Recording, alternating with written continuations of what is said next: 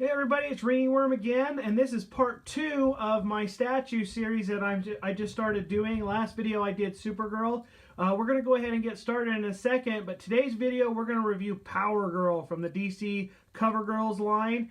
I'm really excited about talking about this figure because, believe it or not, in some versions of the comic book, this is Supergirl. So that might confuse you a little bit, and that's why I'm excited to talk about it, because I'll give you a little bit of history on the character as best as I can from my recollection. But I'm really excited to talk about this. But before we get started, as always, guys, please make sure that you comment below. If you haven't done so already, make sure you hit that subscribe button and like and share these videos with your friend, because it goes a long way to helping me improve these videos. And that's what's important to me, is making sure that we all have a good and fun time with this channel. Anyway, we'll go ahead and get started and have a great time with it.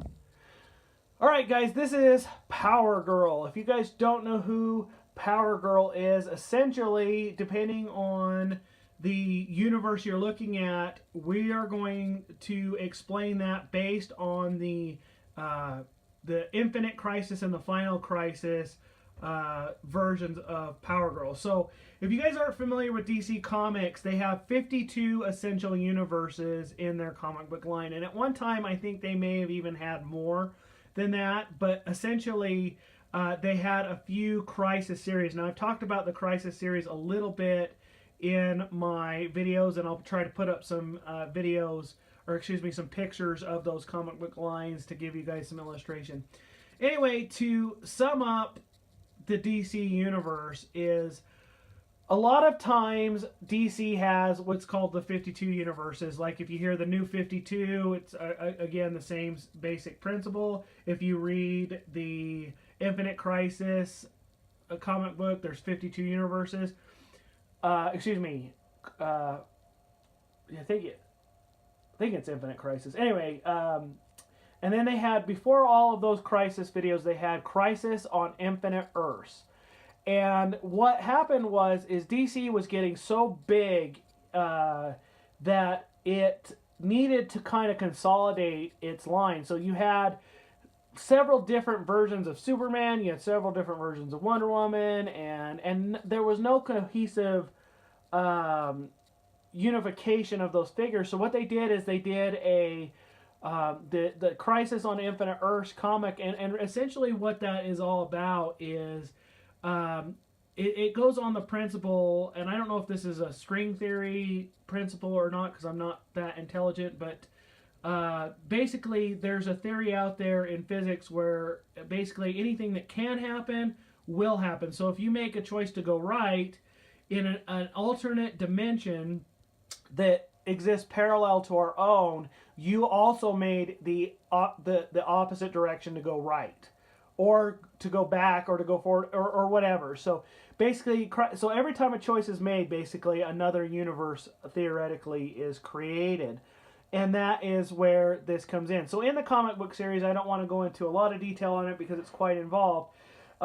Essentially, DC destroyed a lot of those other versions. So I'll give you another example. The Justice Society of America in this comic book was theoretically the first version of the Justice League. And that may be true in the comic book series too, but I'm not 100% sure. Before the Justice League. So after Infinite Crisis, there was just the Justice League as the prime form of video. Anyway, some of those characters from those Infinite universes, like the Blue Beetle and Powergirl here, merged into the main comic book line. And you also had Supergirl. So you have Supergirl and you have Powergirl here, and they exist in the same universe. And she doesn't know exactly where her place is because it doesn't really fit.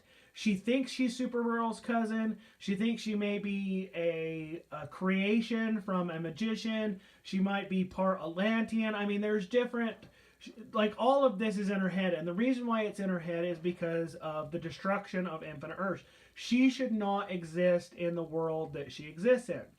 So anyway, fast forward from Crisis on Infinite Earths, that kind of merged all the comic lines into one continuous format. You have a new threat facing the universe where there's 52 infinite universes that don't actually exist quite yet. And again, I might be wrong on that. I don't want anyone that's a comic book fan saying, no, you're wrong. I'm just doing this off of memory more than anything else. But when you get to the Infinite Crisis, which is the next major one, you have kind of a blending of the Crisis on Infinite Earths and the Infinite Crisis, in the sense that you have some of the characters who survived the Crisis on Infinite Earths exist in a parallel dimension, and they decide that after watching the Infinite Crisis, they're going to step in and make the universe the way they think it needs to be, because it doesn't fit the mold that they're used to. So you have an older version of Superman, and you have him step into the world from this dimension, and he introduces himself to Powergirl here.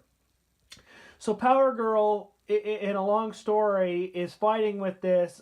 She can't believe she's from a different universe. Anyway, she goes to the Fortress of Solitude with Superman, or a version of the Fortress of Solitude with Superman. She meets up an older Lois Lane who's dying. She touches her hand, and all the memories from her real life flood into her memory, and she has a semblance of who she is. At the end of the Infinite Crisis story, again, there's about 52 universes that exist in a parallel dimension, and it's absolutely a fantastic read if you guys want to pick it up. But that's where Powergirl comes into. She's got a lot of different backstories anyway. So essentially, she is Supergirl, but she, in my opinion, is a little bit older version of Supergirl. She's got more muscle tone.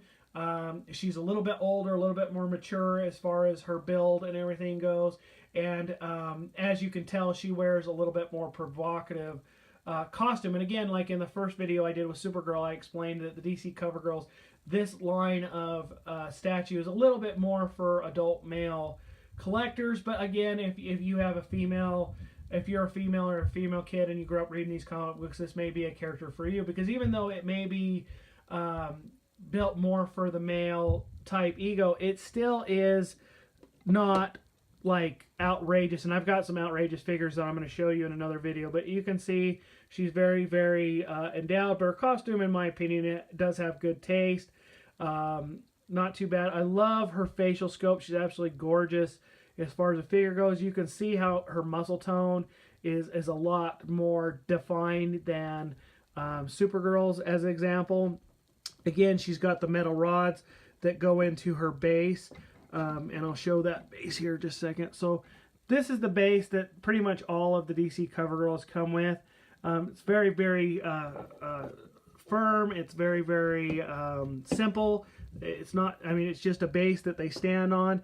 She's not in a flying pose at all. She's just standing. As you can see, I like it because you have the wind kind of blowing her hair out and her cape, which I really, really like. And that gives, you know, Powergirl's got other storylines besides the Crisis series. She's obviously in the comic book and the Justice Society, and a few other places. In the new, in 52 Weeks Without Superheroes, which is basically after Infinite Crisis. Basically, you don't have Batman, Superman, or Wonder Woman in that. You have all these different figures, and she plays a very, very strong role in that comic book series. And I did recommend the 52 series. And guys, the reason why I did recommend I did recommend 52 Weeks Without the three main superheroes is it gives so much light on these secondary characters who don't necessarily have their own comic books like Superman, Batman, or Wonder Woman, and they really shine in this comic book series, and it's really great. And Powergirl is part of that. So if you get a chance to read that, I highly recommend it. Anyway, so just going over the box again, it's just the same. It says number limited edition. I don't know if they do second runs or whatnot. It gives you, it talks about it's a porcelain, it's cold casted, it's hand sculpted.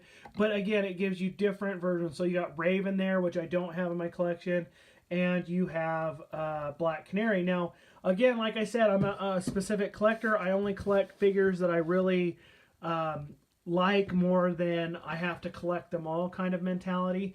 And I don't like that. I do like the Raven. I may pick that up eventually, but I don't really like the Black Canary. I like Black Canary more in a a black outfit and whatnot, more so from the comic books and whatnot. So anyway, guys, this is again, this is more of a shorter series. This is Powergirl from DC Collectibles. She's 10-inch scale, 10-inch statue that you can add to your collection. And like I said, I have her with Supergirl and Wonder Woman. I really feel like they enhance my collection, and we're going to do Wonder Woman next. So I hope you liked the video today, guys. Again, a lot shorter videos because there's not much to these statues than there are some of the other figures, and I hope you got some insight, and I'm really trying to give you an idea where I get my ideas for my collection, because I just don't collect anything. And I think a lot of collectors are the same way. They have a specific set of things that they like to collect.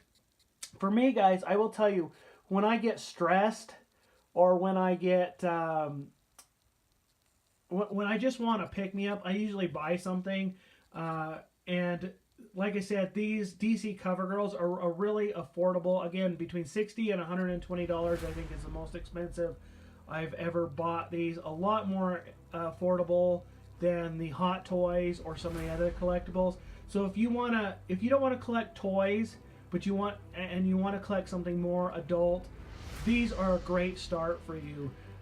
Again, guys, please like and comment on my channel. I'd really appreciate it. Let me know what you think of the video. Is it too simple? Is it over the top? I don't know.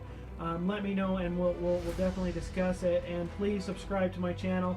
That goes a long way for helping my content out and whatever. Again, guys, I love the feedback. Thank you for watching today, and I will see you in the next video.